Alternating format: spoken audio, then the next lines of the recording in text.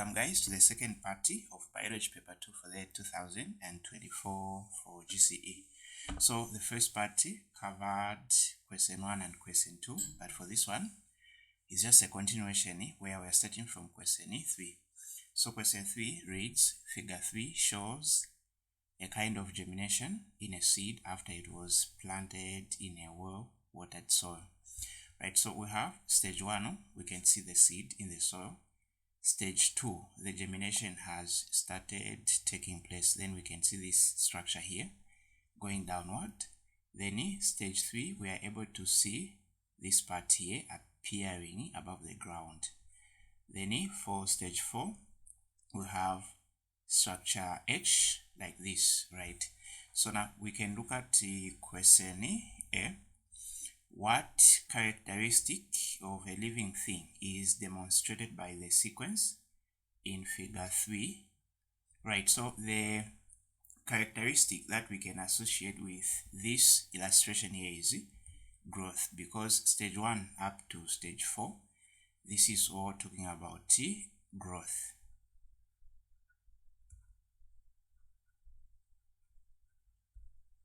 Then we move on to question B, identify the parts labeled H and I.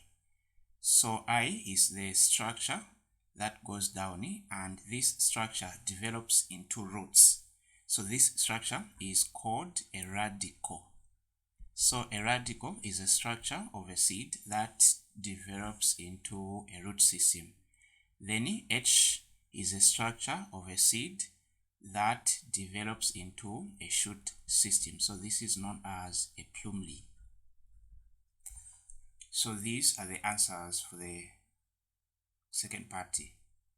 So H will have plumule, I represents radicle. Right, so now let's check question C. So question C, 1, state the kind of germination shown in figure 3. So we have two types of germination. There is this germination that we are able to see where the cotyledons are able to appear above the ground. So we can see these structure. These are the cotyledons that are able to appear above the ground. Then the second germination is where the cotyledons remains in the soil. So one is hypogyle, then the second one is epigyle. So if you look at biology as science, hypo simply means below. So that is what you need to use in order to differentiate the two types of germination. So hypo is where the cotyledon remains below the soil or in the ground. Then epigyle is where the cotyledons appears above the ground. So as we can see from our illustration, we are dealing with the germination where the cotyledons appeared above the ground. So this one is called epigyle. Excuse me. So we have epigyle germination.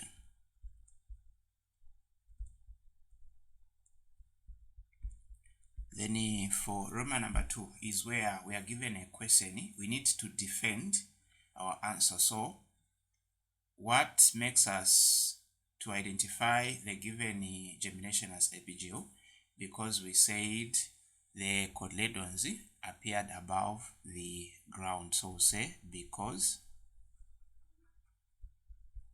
the cotyledons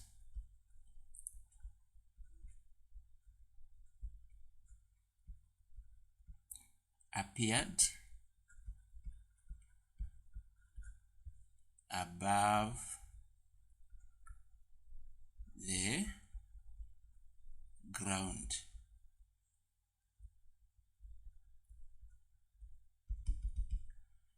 Right, so we move on to question D. So under question D, we just want to explain the importance of water in seed germination. So if you look at the structure of a seed, for example, the structure of a bean seed, The outer party is what we call a tester. So the first importance of water in seed germination is that water helps to soften the tester so that the radicle and the primary can penetrate through easily.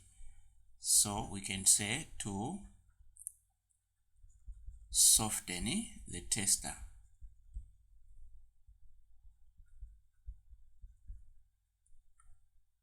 For easy penetration.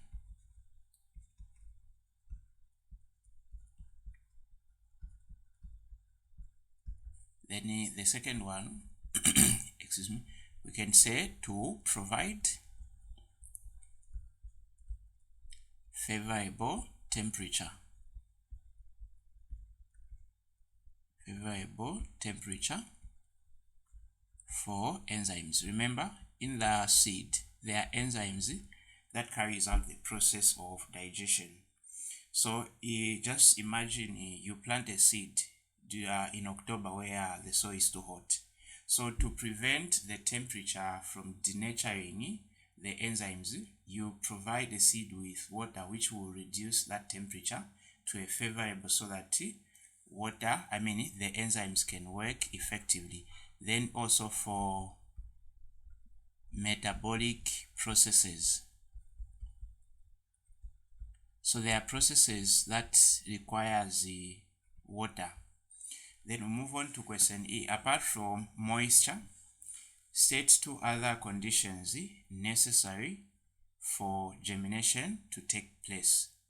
So we have oxygen needed for respiration or release of energy required during the process of germination. Then the second one, favorable temperature. The reason why we've added the favorable, we need at least a temperature that favors the activity of enzymes, because we know that high temperature may denature the enzymes while low temperature may make the enzymes to be inactive. So for enzymes to work effectively, they need a temperature that is in between. So let's move on to question number 4. So question number 4 is where we are given a structure under the nervous system. Figure 4 shows a spinal reflex arc. Then the first question is identify the parts labeled J and K. So where is J? So J, we are looking at these root-like structure. So these are called dendrites.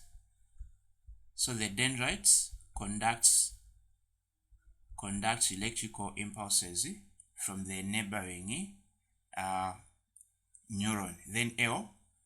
So L is this structure which is unshaded. So this is what we call a white matter. Remember, a spinal cord has two matters. So we have gray matter and the white matter. So the white matter is one that is unshaded. Then this K, which is shaded, is what we call gray matter. Then explain the functions of the parts M and O. So what is our M? So M, this is just called an effector. So an effector is just an organ that receives interpreted information from the spinal cord or from the central nervous system, and it responds by contracting or relaxing, giving us a movement. For example, when you are withdrawing a hand from an hot object, that happens. So there is a contraction of muscle. So M, we can say the function of M, we can say to provide a reaction. To provide a reaction to a stimulus. A stimulus is anything that causes an organism to respond. For example, for us to see, we need light. So light is a stimulus because it causes us to see. for us to withdraw from something that is hot. So heat is also a stimulus because it can make an organism to respond positively or negatively, so it depends.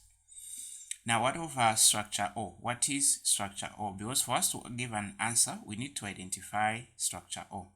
So structure O, if you look at this structure O, is this neuron between the sensory neuron and the motor neuron. So the sensory is the one that detects the information from the receptor organs to the central nervous system. So this is what we call the sensory.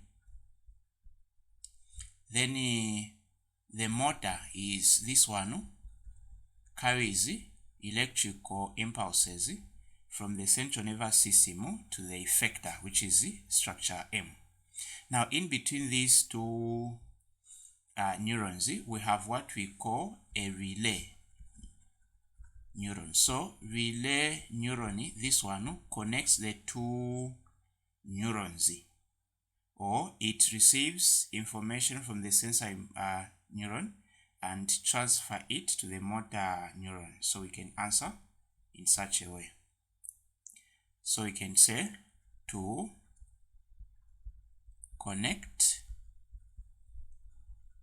the sensory to the motor. There are so many ways in which you can answer this question, or if what we can just say it acts as a bridge, or it acts as an intermediate, or a multipolar, or a connector. So as long as it is able to transfer the information from the sensory to the motor until we respond. So let's move on to question number C. So question number C, which two letters in figure 4 form part of the spinal cord? So remember, I said spinal cord consists of gray matter and white matter.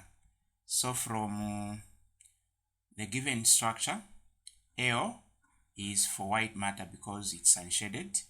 K is for gray matter because it's shaded. So it's K and L. K and L.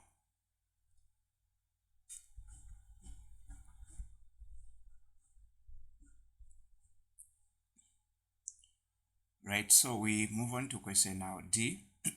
Excuse me.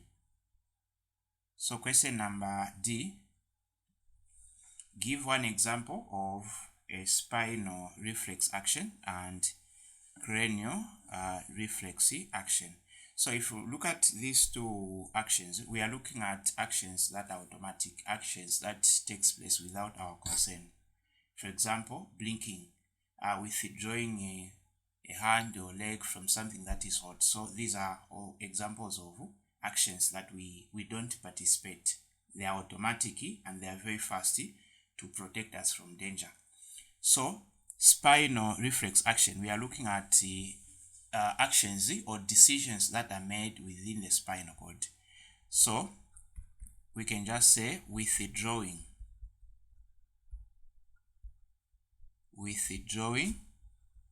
a hand from a hot object.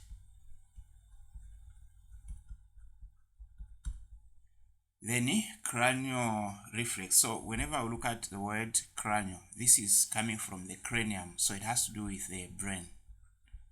So which decisions or decision occurs without our consent in our brain?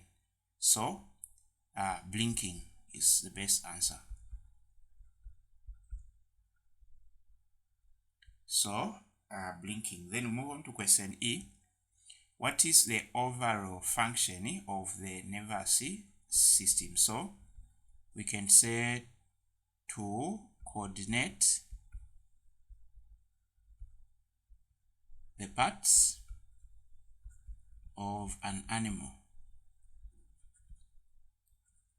So this simply means that the main function of the nervous system is to make sure that all the parts of the living organism, which is an animal, works together So that togetherness is brought by this nervous system. So that's it for this video. Thanks for watching.